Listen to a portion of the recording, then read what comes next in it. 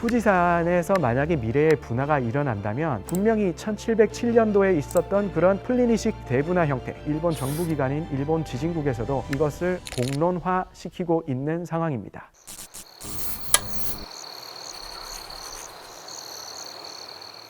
안녕하세요. 저는 부산대학교 지질환경과학과에서 화산과 지구조를 공부하고 있는 김기범이라고 합니다. 우리가 항상 일본 사진이나 영상에서 보면은 후지산이 좌우 대칭이 아주 잘 맞고 표면이 깨끗하고 정상부에는 하얗게 눈에 쌓여 있는 얼짱각도의 사진만 봐왔는데, 사실은 알고 보면 후지산의 남동쪽 사면에는 굉장히 큰 흉터가 있습니다. 그걸 이제 호에이 화구라고 부릅니다. 1707년 후지산에서 가장 마지막에 일어났던 호에이 대분화라는 분화가 일어나게 돼요. 호에이 대분화는 굉장히 강력했습니다. 그때 당시에 분화가 매우 컸고 현대적인 화산 관측 기술이 발달되지 않은 당시에도 일본에 있던 사람들이 그 화산 분화를 관측하고 그림으로 그때 당시에 상황을 다 남겨놨습니다. 그림을 보시면은 호웨이 화구로부터 불기둥이 하늘로 치솟는 그림을 보여주고 있습니다. 이 호웨이 대분화가 매우 화산학적으로 흥미로운 이유는 호웨이 분화가 있기 약 48일 전에 발생했던 거대한 지진 하나 때문입니다. 남해 해구에서 큰 지진이 났는데요. 규모는 무려 8.7 정도였습니다. 8.7의 지진이 나고 약 48일이 경과하고 나서 후지산에서는 약 규모 5의 폭발성 대분화가 일어났습니다. 언제부터 활동이 시작됐다라고 정확하게 이야기는 할 수 없지만 학자들이 약 70만 년쯤 전부터 분화가 시작됐다라고 말을 하고 있습니다. 이 화산은 미래의 추가 분화 가능성도 매우 높고 화산체가 더 성장하거나 더 큰 폭발을 할 가능성이 잠재되어 있는 화산이라고 볼 수 있습니다. 복원된 기록에 따르면 약 8세기경부터 후지산은 50년, 60년, 70년, 대략 100년 이내의 주기로 분화가 계속적으로 일어났어요. 분화의 규모는 크지 않았습니다. 그 분화가 있고 나서 약 200년 동안 활동을 하지 않습니다. 수많은 일본 화산학자들이 후지산을 위험한 화산으로 분류를 하고 있고 지진이 날 때마다 긴장을 하는 이유가, 백두산은 약 1000년쯤 전에 지구상에서 거대한 천년 대분화로 인해서 뚜껑이 망가져 버렸어요. 그래서 이후에는 이 화산에서는 큰 분화가 당장은 일어나기 어려운 반면에 후지산은 지금 마그마가 꾸준히 공급이 되고 있음에도 불구하고 뚜껑이 잘 덮여 있는 화산이기 때문에 추가적인 분화가 일어났을 때 매우 큰 폭발이 예상된다는 거죠. 후지산은 시즈오카 야마나시현이라는 곳에 위치를 하고 있어요. 해발 고도는 3776m예요. 우리나라 백두산이 2750m고요. 한라산이 1950m인 것을 감안할 때 후지산의 높이는 매우 높습니다. 꼭 높다고 더 큰 화산은 아니에요. 정상부에는 정상화구라고 불리는 화구가 있습니다. 이 화구는 약 직경 5km의 천지에 비해서 훨씬 작아요. 직경이 약 760m에서 780m 정도 되는 걸로 알려져 있고요. 백두산에 보시면은 정상부에 보면은 큰 구덩이가 하나 존재하죠. 우리가 알고 있는 천지 호수가 되겠습니다. 천지는 분화구라고 부르면 안 된다고 했습니다. 분화구는 단순히 화산이 분출할 때 마그마가 지나간 통로예요. 이 칼데라 같은 경우는 대량의 마그마가 한 번에 빠져나가다 보니까 땅속에 텅 빈 공간이 만들어지게 되고 그 텅 빈 공간이 무너지게 돼서 일종의 싱크홀 구조라고 보시면 되겠어요. 그래서 칼데라가 있는 화산 그리고 칼데라가 없는 화산, 크게 구분을 해서 볼 수가 있는데요. 왜냐하면 이 칼데라가 있고 없고가 이후의 화산 분화의 강도, 주기 이런 것들에 매우 큰 영향을 미치게 돼요. 화산이라는 거는 일종의 탄산음료 같은 거라고 생각을 하시면 돼요. 화산 밑에는 마그마방이라는 게 있죠. 마그마방을 병 안에 들어있는 콜라나 사이다라고 생각하시면 돼요. 우리 눈에는 보이지 않지만 콜라, 사이다 안에는 뭐가 있죠? 액체 말고도 액체 안에 녹아있는 이산화탄소 가스들이 있습니다. 콜라나 사이다의 뚜껑을 열면 어떻게 되나요? 우리 눈에 처음에 보이지 않았던 이 가스들이 액체로부터 빠져나오기 시작해요. 이걸 용리작용이라고 말을 합니다. 이 용리작용을 거치게 된 가스들은 자기만의 공간을 만들어요. 그게 뭐죠? 물방울이에요. 원래는 버블이 보이지 않았는데 이 콜라나 사이다 뚜껑을 따게 되면 거품들이 많이 올라오죠. 그리고 때때로 이걸 굉장히 많이 흔들어진 상태에서 뚜껑을 잘못 따게 되면 콜라나 사이다의 부피가 굉장히 빠르게 증가하면서 거품들이 어마어마하게 만들어지면서 폭발을 하게 되죠. 화산도 동일한 원리예요. 자, 백두산은 볼까요? 칼데라라는 것이 존재합니다. 사이다나 콜라에 뚜껑이 없다라고 생각을 하시면 되겠어요. 자, 화산에 폭발하게 하는 동력은 마그마 액체에 녹아있는 화산 가스입니다. 그런데 그 가스가 쉽게 빠져나가는 시스템이 바로 백두산인 거예요. 그래서 백두산에서는 가스가 굉장히 쉽게 빠져나갈 수 있기 때문에 큰 폭발이 일어나기 어려워요. 그에 반면에 후지산은 어떤가요? 칼데라가 존재하지 않죠. 그렇기 때문에 뚜껑이 잘 밀봉되어 있는 콜라나 사이다로 볼 수 있어요. 땅속의 마그마 안에 가스들이 굉장히 잘 보존이 돼 있고 뚜껑을 열게 되면 대량의 가스가 쏟아져 나오는 그런 현상을 예측을 할 수 있는 것이죠.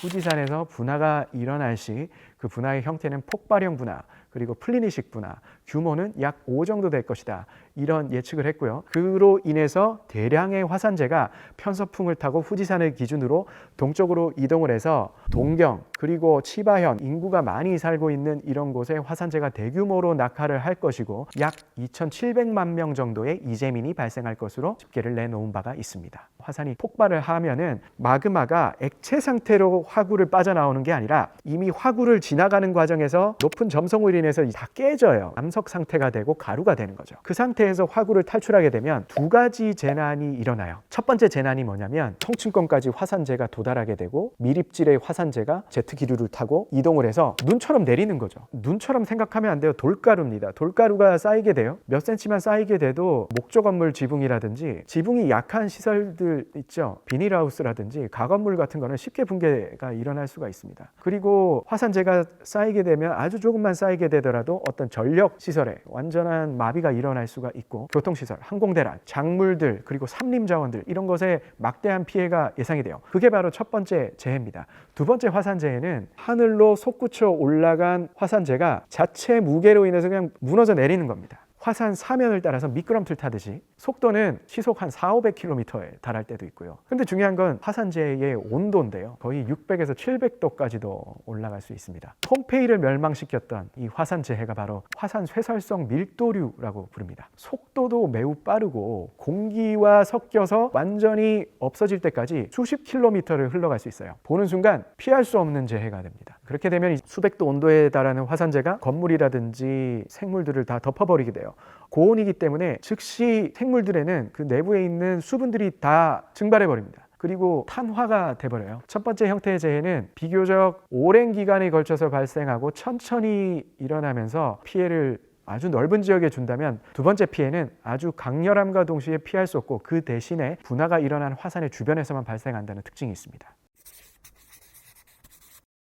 그림에서 보시다시피 일본은 그 주변에 판이 4개가 존재합니다. 지구상에서 그 유사 사례를 보기 어려울 정도로 매우 복잡한 지구조적 환경에 속해 있어요. 그림상에 제가 하얀색 별표로 표시한 부분이 이번에 노토반도 지진이 난 곳이고요. 후지산이 위치하는 지점은 여기 까만색 삼각형으로 표시한 지점입니다. 뭔가 매우 가까워 보이고 중간에 어떤 선으로 좀 이어져 있죠.